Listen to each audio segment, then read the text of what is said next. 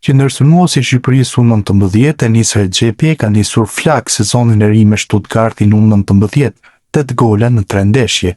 Në përballjen e fundit kundër Bayern Munich të kësaj grupmoshe, talenti kombëtarët shënoi vetëm 5 gola, ndërsa sfida u mbyll 6-1 për Stuttgartin. Sikurse mos të mjaftonte Manita që 18-vjeçari shkaktoi bavarezëve, me storin e radhës në rrjetet sociale i ka prekur gjikantët gjerman në nder. Recep shfaqet para emblemës së Bayern Munichut, ndërsa tregon numrin 5 dhe ku vjen në trajt shuplake për rivalin, numri i golave të shënuar. Rej Manaj ka nisur sezonin e ri larg pritshmërive me Sivasporin. Sulmuesi shqiptar zhvilloi 90 minuta edhe në humbjen 2-0 ndaj Kayserisporit, por nuk arriti të ndihmonte skuadrën të gjente golin. Pas disfatës, Manaj u drejtua tifozëve të Sivasporit përmes një postimi në Instagram, duke shprehur keqardhjen për rezultatin. Ju kërkoj falje për këtë humbje. Do të vazhdojmë të punojmë dhe të japim gjithçka për t'ju bërë të lumtur në ndeshjet e ardhshme, ishte mesazhi i sulmuesit shqiptar. Performanca Manajt në 2 javët e para të kampionatit ka ngritur pikpyetje për formën e tij. Ai ka luajtur 180 minuta në total në sfidat ndaj SNL Rockspor dhe Kayserispor, duke regjistruar 8 tentativa për goditje, por vetëm një prej tyre ka përfunduar në kuadratin e portës. Në këto 2 ndeshje Manaj ka prekur topin 64 herë. Sulmuesi shqiptar, i cili pritet të jetë një nga lojtarët kryesorë të Sivasporit në repartin ofensiv, nuk ka arritur ende të gjejë ritmin e sezonit të kaluar. Pas dëmtimit që posoi sezonin e kaluar, Manaj po përpiqet të rikthehet në formën e tij më të mirë. Edhe trajneri i Sivasporit Ismet Tashdemir ka evidentuar problemet e skuadrës në fazën sulmuese pas humbjes me Kayserisporin. Në këtë situatë vëmendja është kthyer te Manaj, nga i cili pritet një reagim në ndeshjet e ardhshme. Ardian Ismaili është kthyer në një objektiv të Udinezës në këtë fazë të merkatos së verës. Klubi friulan po kërkon të përforcojë repartin e mbrojtjes pas largimit të Thomas Christensen drejt Atalantës dhe ka piketuar mbrojtësin shqiptar të Torino si një nga alternativat kryesore. Sipas raportimeve nga Sky Sport, Udinese ka nisur të interesohet konkretisht për Ismailin dhe pritet të hapë së shpejti bisedimet me Torinon për të vlerësuar mundësinë e transferimit. Mbrojtësi 30 vjeçar është një futbollist me eksperiencë në Serie A dhe shihet si një përforcim i gatshëm për trajnerin Costa Rumjaic. Në Torino, megjithatë, situata e tij ka ndryshuar pas afrimeve të fundit të Pietro Comuzos dhe Comert, ndërsa Saul Koko vjen të jetë pjesë e planeve të trajnerit Abate.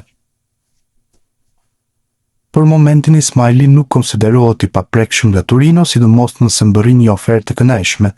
Megjithatë, largimi i tij nuk është një çështje e thjeshtë, pse skuadra torineze ka nevojë për alternativa në qendër të mbrojtjes.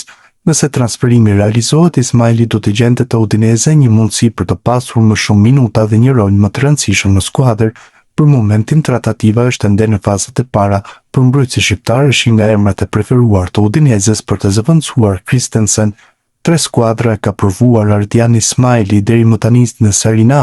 Mbrojtësi kombëtares u transferua fillimisht në vitin 2020 duke firmosur me Specian, para se të kalonte te Empoli e më vonë me Torinon.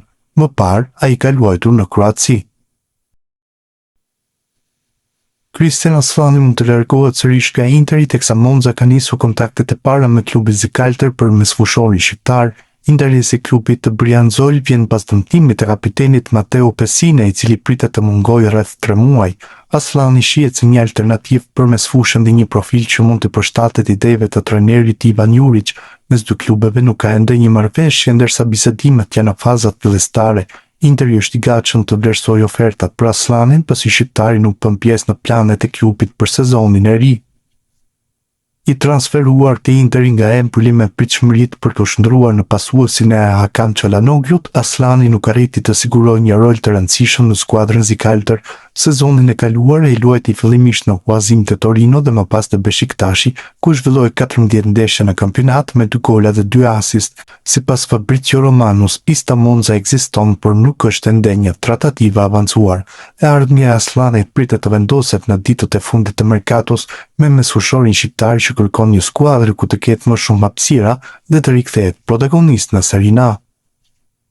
Nëse marrëveshja me Monzën konkretizohet, Aslani do të kishte mundësinë të niste një kapitull të ri në Itali, ndërsa Interi do të zgjidhte përfundimisht situatën e tij. Një nga emrat më të kërkuar në merkaton e futbollistëve në ditët e fundit të gushtit në Serie B është padyshim Silvio Merkaj. Sulmuesi shqiptar ka një kontratë me Sud Tirol deri në verën e vitit të ardhshëm dhe pas formës që ka treguar në edicionin e kaluar, duket se ka tërhequr vëmendjen e emrave më të njohur. Sipas mediave italiane, janë skuadrat e Vicenzës, Pizës, Mantovës, Veronës, Padovës dhe Beneventos, të cilat kanë shfaqur interes konkret për të dhe ka nisur negociatat si me futbollistin, ashtu edhe me vetë klubin që zotron kartonin. Sud Tirol raportohet se i ka vendosur çmimin 1 milion euro kartonit të tij, për ta lënë të largohet në ditët e fundit të merkatos, nëse gjendet akordi me cilin do nga pretendentët për të siguruar shërbimet e Merkajt. Ky i fundit, disa vite më parë, mund të përfundonte edhe në superiore, pasi kishte spikatur me fanelen e Virtus Enteles në Serie C. Partizani pa të bërë një ofertë sulmuesit, por në fund ai e refuzoi duke qëndruar në Itali. Sulmuesi shqiptar Enis Rexhepi rrëmbeu skenën me Stuttgart U19, teksa arriti të realizonte plot 5 gola në transfert ndaj Bayern Munich U19. Paraqitje fenomenale për 18-vjeçarin shqiptar, i cili është pjesë e kombëtares U19, ku është aktivizuar 3 ndeshje dhe ka shënuar 1 gol me fanellën kuqezi. Në përballje ndaj Bayernit U19, Rexhepi shënoi 5 herë në minutat 19, 28, 35, 42 dhe 50, duke magjepsur të gjithë të pranishmit dhe jo vetëm. Ky duel ishte i vlefshëm për javën e tretë të kampionatit. Stuttgarti momentalisht mban vendin e parë, ndërsa Bayerni renditet në vendin e dytë.